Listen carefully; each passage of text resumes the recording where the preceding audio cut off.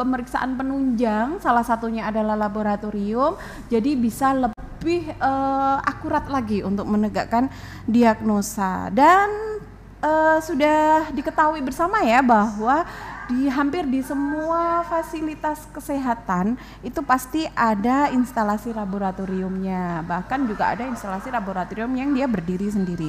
Oleh karena itu pada pagi hari ini kita langsung saja kita kupas tuntas tentang jenis-jenis pemeriksaan apa saja yang ada di laboratorium RSUD Kili Suci dan juga waktu tunggu untuk pemeriksaannya. Baik, Mbak Vika, ini sebelum kita lebih lanjut ya, bisa dijelaskan sedikit dong apa sih instalasi laboratorium itu?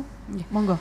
Baik Mbak Necar, untuk instalasi laboratorium itu adalah suatu instalasi di bidang penunjang yang fungsinya dia adalah melaksanakan pengukuran, pengujian, dan penetapan suatu spesimen atau sampel yang diambil dari pasien. Gunanya nanti tujuannya adalah yang pertama untuk menegakkan diagnosa dari suatu pemeriksaan, jadi memudahkan dokter nanti langkah selanjutnya kayak gimana. Betul. Untuk pengobatannya, untuk langkah kedepannya nanti antisipasinya kayak gimana. Nah, kedua untuk menegakkan prognosis suatu penyakit. Jadi recovery-nya nanti gimana setelah pengobatan, dicek ulang lagi berhasil atau enggak pengobatannya. Sama yang terakhir itu adalah menentukan resiko terhadap suatu penyakit. Kalau kita tahu penyakitnya, kalau kita tahu sejak dini kan pasti antisipasinya lebih baik daripada sudah terlanjur. Iya. Dan juga sudah tahu ya ini penyakitnya sudah terlanjur parah atau belum. Iya benar. Jadi tidak hanya untuk menegakkan diagnosa, tapi juga untuk mengetahui perjalanan atau perkembangan penyakitnya. Iya benar. Betul sekali. Berarti memang instalasi laboratorium itu juga penting, meskipun namanya penunjang, tapi tidak kalah pentingnya gitu ya dengan pemeriksaan utama. Betul sekali. Dan juga sampai misalkan untuk penyembuhan penyakit ya, ini kita kira-kira penyakitnya ini sudah sembuh total atau masih butuh dicek lagi. Nah, itu biasanya. Oke. Kemudian sebenarnya ya yang bisa dicek di laboratorium itu apa aja sih? Kan umumnya itu darah. Kalau orang-orang kadang sakit panas gitu, dicek kan darahnya gitu. Ada juga urin biasanya kan gitu untuk pengetahuan saya ya, untuk ibu hamil itu kan dicekkan urinnya gitu.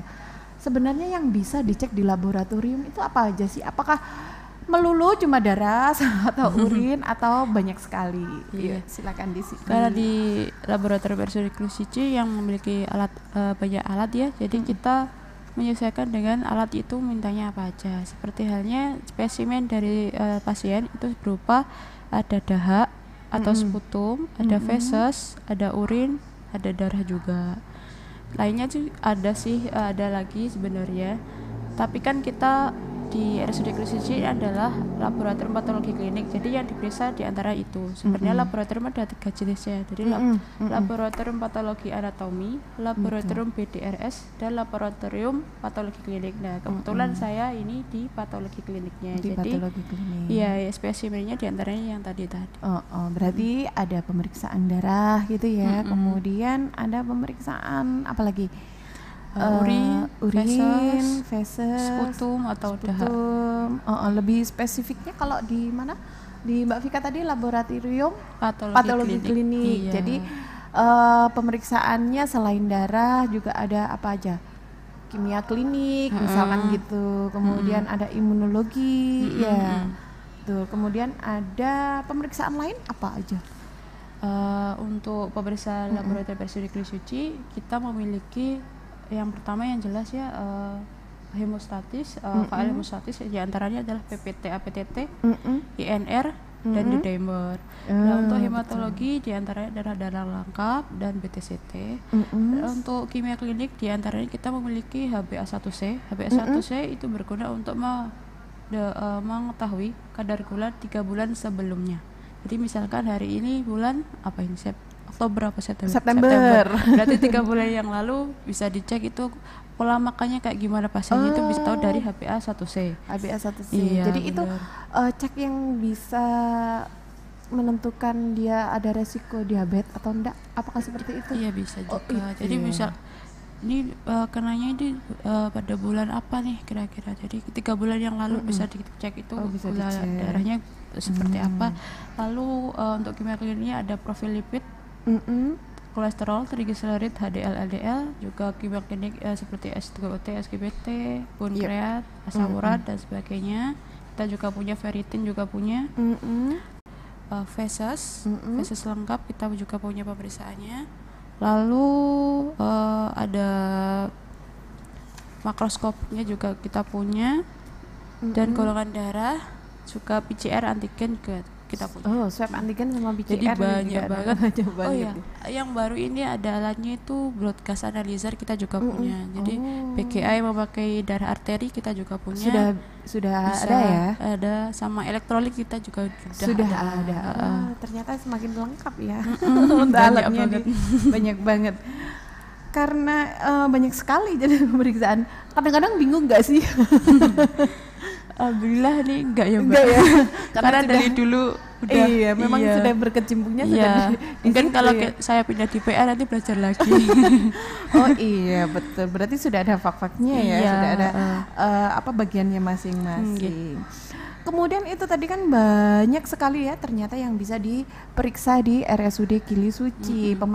Jenis pemeriksaan juga banyak sekali karena kan untuk masyarakat awam, orang-orang yang bukan orang kesehatan maksudnya ya, itu taunya kan tes darah gitu. Ternyata tes darah itu banyak sekali ya. Oh ini tes untuk untuk misalnya tadi untuk DBD, ada yang untuk diabetes, ada yang untuk macam-macam, banyak sekali. Ada yang tadi yang untuk tiroid kan gitu juga ya. Kemudian sebenarnya untuk sebelum melakukan pemeriksaan itu ada nggak sih syarat-syarat atau anjuran atau catatan khusus nih kalau mau cek biar lebih akurat gitu? Ada nggak? Karena kita di laboratorium patologi klinik ya, kita mengeceknya kan dari sampel spesimen dari dalam tubuh, kayak darah, urin itu ada aturannya sebenarnya ya. Ada aturannya agar lebih akurat gitu ya. Kalau untuk teman-teman perawat atau teman-teman bidan, misalkan untuk pengiriman sampel atau spesimen, syaratnya itu yang pertama atau sampel itu harus memiliki identitas yang lengkap dan jelas. Minimal ada 3 lah, nama, tanggal lahir sama rekam medis. Nomor rekam medis. Terus dan juga harus sudah di SIM RS-nya biar sinkron antara yang ini. Betul.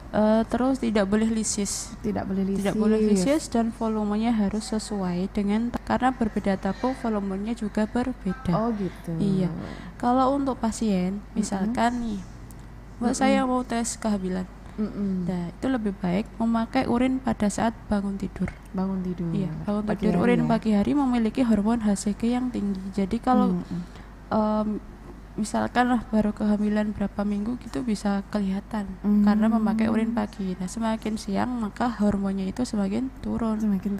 Iya. Betul. Beda lagi sama glukosa.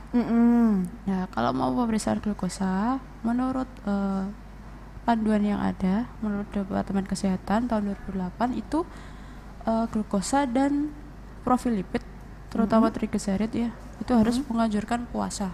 Harus puasa dulu ya. Iya. Jadi kalau glukosa itu harus puasa 10 hingga 12 jam. Setengah hari dong. Sama kalau trigliserid atau profil lipid sebaiknya puasa 12 jam. 12 jam. Itu boleh minum air putih aja boleh. Untuk yang dua-duanya. Oh, boleh minum air putih. Ya. Berarti tidak boleh makan ya. Tidak boleh makan, tidak boleh minum karena glukosa dan profil lipid sangat dipengaruhi oleh makanan dan minuman. Jadi walaupun misalkan nih udah puasa terakhir makan jam 9, nanti jam 3 bangun makan cookies. Lupa gitu ya. Walaupun satu cuil aja nanti cek misalkan jam 9 ya. Saya hitung tetap nggak puasa karena sudah makan jam 3 pagi. Hasilnya 100 ya. Nanti itu dalam kondisi tidak puasa ya. Saya bicarakan misalkan nanti jam 10 cek lagi. Nanti pasti gulanya lebih tinggi. Gitu. Karena insulinnya semakin siang semakin rendah. Semakin rendah. Iya, jadi makanya yang terbaik sampelnya diambil pada saat pagi hari. Baik itu feses juga kayak gitu. Semuanya urin tadi juga pagi hari. Karena kalau untuk urin lengkap itu kita pemakainya urin midstream. Midstream itu urin porsi tengah. Jadi pasien harus dikasih panduan nih Iya. teman-teman, jadi biar tidak salah, Tidak nanti salah ambil ya. menghindari dari kontaminasi. Jadi misalkan orangnya sebenarnya nggak ada bakterinya nih urinnya, karena kesalahan sedikit aja bisa jadi bakteri palsu. Jadi banyak bakteri. Ya caranya kayak gini, baik laki-laki sama perempuan, mohon maaf alat vitalnya sebelumnya itu dibersihkan dulu dengan bisa tisu basah boleh. Tisu basah. Habis itu dialiri lap kering. Lap kering. Betul. Setelah itu urin yang keluar pertama kali tidak boleh ditabung dulu. Oh, Dibuang tidak boleh dulu ditabung. ya. Lalu urin yang porsi tengah, Porsi tengah. yang tengah-tengah baru ditabung, tapi tidak boleh jadi kan wadahnya kayak gini ya. Itu tidak boleh lewat dinding. Karena kan ada tangan nanti. Iya, betul. Menghindarkan kontaminasi, jadi harus pas di tengah. Harus diusahakan lah. Nah, urin yang keluar terakhir juga dibuang, jangan ditabung lagi. Oh gitu. Iya. Terus volumenya jangan banyak-banyak ya, nanti teman-teman laborat kasihan. Oh, jadi memang nggak perlu banyak ya. Kira-kira berapa saja sih? Minimal 10 mili aja udah bisa sih. 10 mili udah bisa ya. Iya, bisa. Saya jadi mikir nih, gimana ya caranya? Gimana ya caranya Kan ya? kerasa tuh pipisnya mau habis apa enggak kan kerasa ya. Betul, yang misalkan gitu. Jadi standarnya nggak sesuai dengan nggak bisa akurat. Takutnya tadi ternyata ada bakteri, padahal itu tadi nggak bersih atau padahal pengambilannya yang salah. Kan akhirnya nanti takutnya jadi diagnosanya jadi tambah padahal nggak perlu. Iya, benar. Betul sekali. Terus untuk pesannya untuk teman-teman, kalau setelah mengambil sampel dari pasien, misalkan untuk darah lengkap ya, itu tidak boleh pasiennya mengalami hematom. Nggak boleh ya? Iya, jadi kalau misalkan nggak ketemu nih, misal ya, jangan terlalu lama ambilnya.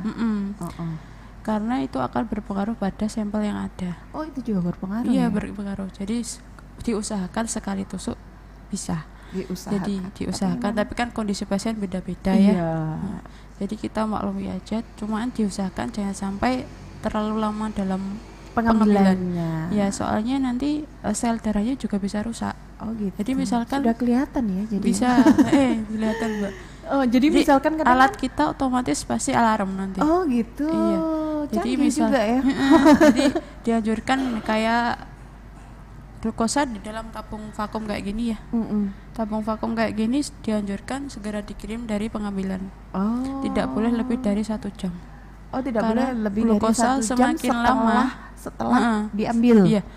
Harus segera dikirim segera. Betul. Karena semakin lama glukosanya akan turun. Oh. Tidak sesuai kondisi awal. Untuk darah lengkap juga gitu, kurang dari 1 jam lah dari pengambilan harus segera dikirim ke laboratorium. Kalau bisa ya hampir semua ya, kurang dari 1 jam harus sudah dikirim. Soalnya stabilisasi trombosit itu juga semakin lama semakin turun. Ada waktunya ya. Iya, ada waktunya. Betul. Karena kan dia di luar tubuh mungkin itu ya, jadinya ada waktunya. Ya, kalau pengambilannya misalkan tidak lancar, walaupun dan terlalu lama, biasanya ada makro atau mikro pembekuan. Jadi walaupun kita lihat nih, kan selalu dilihat dulu. Iya, sampelnya. betul. Ini ada bekuan apa enggak? Gitu. Walaupun diambili di atas atau diambil, pasti alat tahu enggak bisa enggak dibawa. Gitu iya. Ya. Pasti Jadi soalnya kan trombosit kan sekeping apapun itu nilainya ratusan ribu. Iya. Jadi eman-eman. Iya, betul. Karena berarti memang banyak sekali ya faktornya untuk biar itu pemeriksaannya akurat. Jadi nggak hanya dari spesimennya aja, tapi juga dari cara pengambilannya, kemudian cara memperlakukan spesimen juga, kan seperti itu. Jadi semuanya berperan, bukan segampang ya mau periksa darah misalkan ya. Mau periksa darah diambil darahnya udah gitu. Makanya kadang-kadang itu ada lisis. Oh, kadang-kadang kalau kita nggak tahu ya, kita yang di pelayanan misalnya perawat atau bidan nggak tahu. Aduh, kenapa sih? Padahal tadi sudah banyak loh. Aduh, kenapa sih? Padahal tadi juga sudah bener deh. Ternyata banyak sekali faktor. Iya, bener. Betul ya, memang semuanya memang harus sebagai tenaga kesehatan apalagi di rumah sakit semuanya juga harus bekerja Iya, sama. bekerja sama Betul. untuk pelayanan prima ke pasien ya. Betul, Pasien supaya ujung-ujungnya untuk puas. siapa? Untuk Iya, pasien dan bener untuk kesembuhan sekali. pasien. Betul sekali. Jadi semua profesi itu memiliki peran. Nggak bisa yang ini perannya misalkan oh ini perannya perawat aja, bidan aja, analis aja, laborat aja, dokter aja, enggak. Tapi semua yang di dalam rumah sakit itu berperan. Iya benar. Baik, kemudian nih untuk pemeriksaan itu tadi kan sudah dijelaskan kalau untuk memeriksa juga harus segera dikirim, kurang dari 1 jam dikirim. Nah, untuk proses pemeriksaannya sendiri ini kan tentunya butuh waktu kan. Iya. Nah, itu yang disebut waktu tunggu ya mungkin ya. Bisa dijelaskan nggak sih waktu tunggu itu sampai berapa lama? Apakah semua pemeriksaan itu sama? Kadang-kadang kan orang kalau periksa di lab, aku loh periksa di lab sana loh cepet langsung jadi kan gitu. Tapi kenapa sih periksa di lab sini kok lama? Itu ada nggak perbedaan waktu tunggunya? Atau dijelaskan dikit lah waktu tunggu itu apa sih? Gitu. Waktu tunggu adalah dari laboratorium pelayanan kesehatan ini ya. Waktu tunggu adalah dari pasien diambil sampelnya hingga pasien menerima hasil yang sudah jadi atau terverifikasi. Lama tidaknya waktu tunggu itu, waktu pengerjaan tergantung dari klinisi yang diminta dan alat yang digunakan. Jadi tidak semua alat itu sama. Ya kayak gitu Mbak. Jadi kalau kadang ada pasien yang protes ya, Mbak, kok lama sih? Mbak aku duluan kok dia yang menerima hasil duluan. Nah, padahal Emang pemeriksaannya yang berbeda. Pemeriksaannya berbeda. Alatnya juga berbeda. Mungkin dia pemeriksaannya lebih kompleks gitu. Memang butuh waktu, harus diambil apanya dulu seperti itu ya. Dan untuk mau menghasilkan serum kan butuh sentrifugasi. Nah, minimal itu 15 menit. Butuh itunya sebelum dianalisis itu ya. Diolah dulu sampelnya enggak utuh jadi gitu enggak. Jadi enggak semua pemeriksaan itu dimasukkan alat langsung jadi gitu ya. Jadi ada bener. Prosesnya lagi. Iya. Tergantung pemeriksaannya. Berarti untuk waktu tunggu itu tergantung pemeriksaannya apa dan alat yang digunakan apa. Karena tadi kan sudah dijelaskan bahwa memang pemeriksaan kan jenisnya banyak sekali. Tentunya alatnya kan juga banyak. Tentunya di masing-masing pemeriksaan itu juga beda kan seperti itu. Bener. Alatnya beda, kemudian cara pemeriksaannya beda. Ada yang bisa langsung diperiksa. Kalau pemeriksaan darah lengkap itu bisa langsung diperiksa nggak? Dibandingkan dengan pemeriksaan kimia misalkan elektrolit atau apa itu. Kalau untuk darah lengkap bisa ya. Bisa langsung bisa. Kalau untuk kimia klinik standarnya kita 90 menit. 90 menit. Iya. Untuk hormon juga 60 menit lah. 60 menit. Kalau untuk faal hemostatis itu kurang lebih 60 menit juga.